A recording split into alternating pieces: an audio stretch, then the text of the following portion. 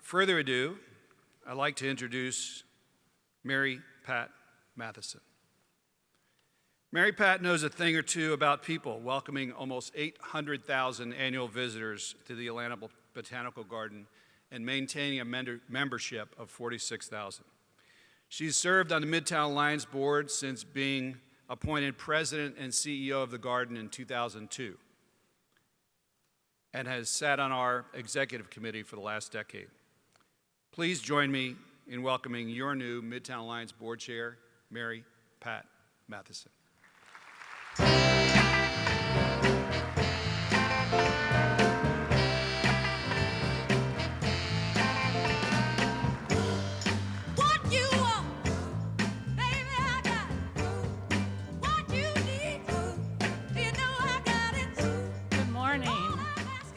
That's a great way to start the day. Aretha, baby. I want to thank Mark for amazing leadership over the last 4 years. Mark creates magic wherever he goes, and he understands placemaking more than anyone. So join me in giving Mark Turo a round of applause.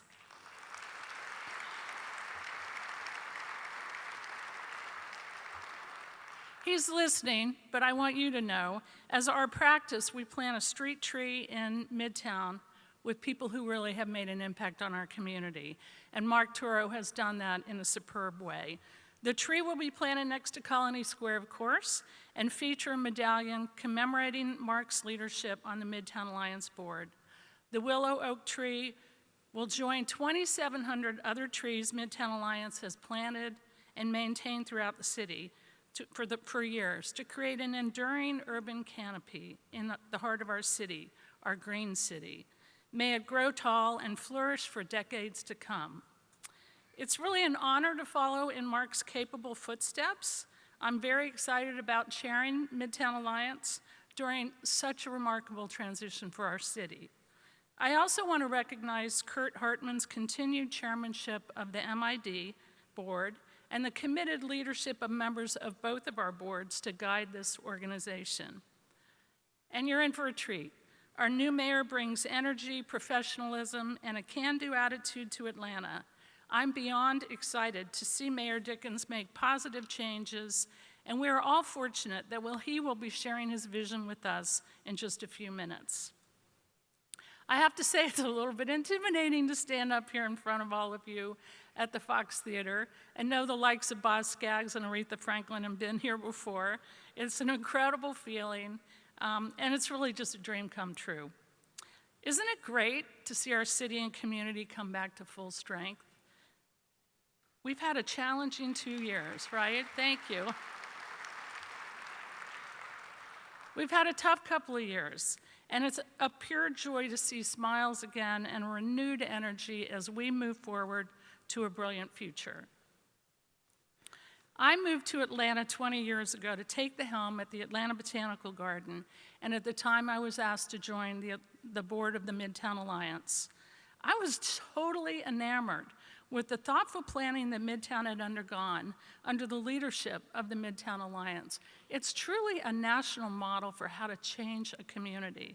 And as Mark noted, few places are transformed like that in such a short time. On so many levels, Midtown is winning. We've had great leaders over the last 4 decades build the momentum you see today.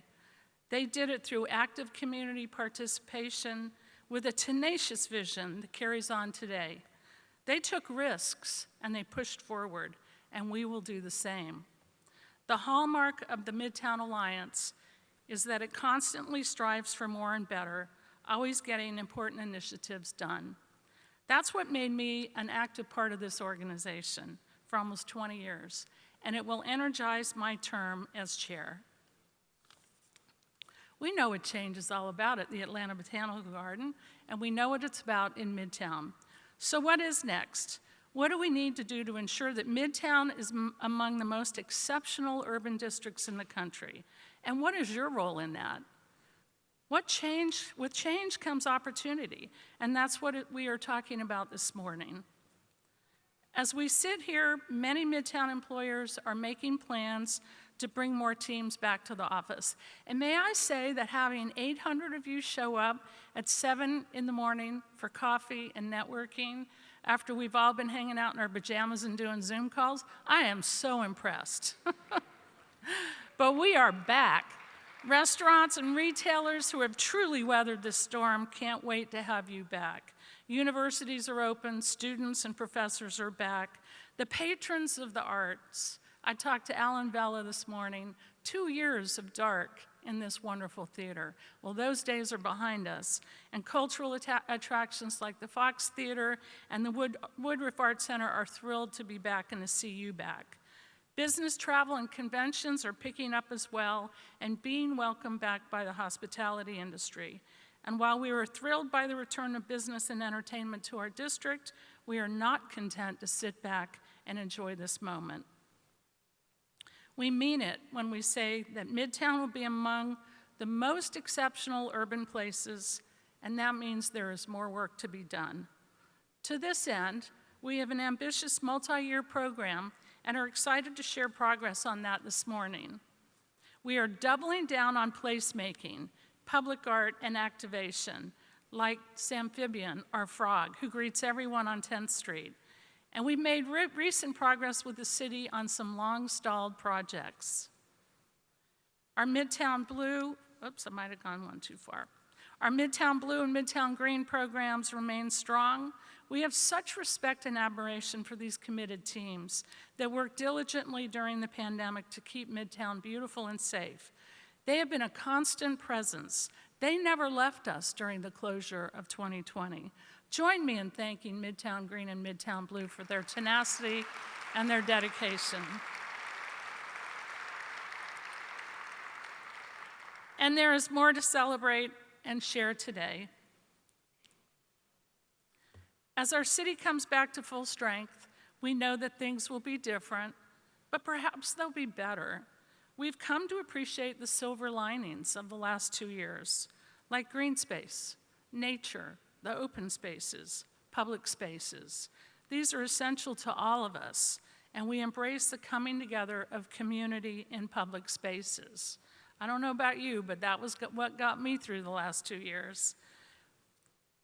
Our keynote today, Matthew Lister and his team at Gell Studios have worked with urban districts and cities across the country on public life studies. A city or district that invites public life creates conditions that make it easier to connect with one another, creating social capital, mental and physical well-being, and the economic benefits of being a place where people and companies want to be and stay. In the last 2 years at the Atlanta Botanical Garden, we've seen record attendance. Now, if you asked me at the end of March in 2020 if that would be the case, I would say, I don't know. It was the great unknown. But what we learned is people need nature, they need beauty, they need fun, and we need one another. Don't we all?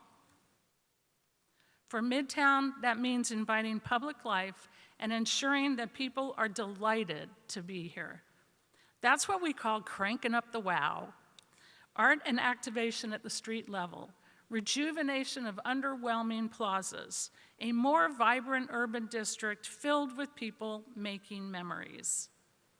We are, after all, in the experience economy. That's what the team at Midtown Alliance does best. Our partnership with them over the years has brought brilliant lights to Midtown, a plant-covered frog, fondly named Samphibian, and the new origami sculpture on the corner of 10th and Peachtree. We want to deliver more wow moments and build the bond between people and space. And lastly, we need you. Jump in, get involved, bring your creative juices, and be a part of Midtown, the place we all want to be. The Midtown Alliance does not own or control 1 inch of land. We have no regulatory power. Our secret formula for the last 20 years has been a strong partnership with our community, the public and private sector partners. And you will hear more about our work plan and imperatives in just a few minutes. We ask you to find the place where you can make a difference. The time is now. And if there is any city that can be bold, it is the city of Atlanta.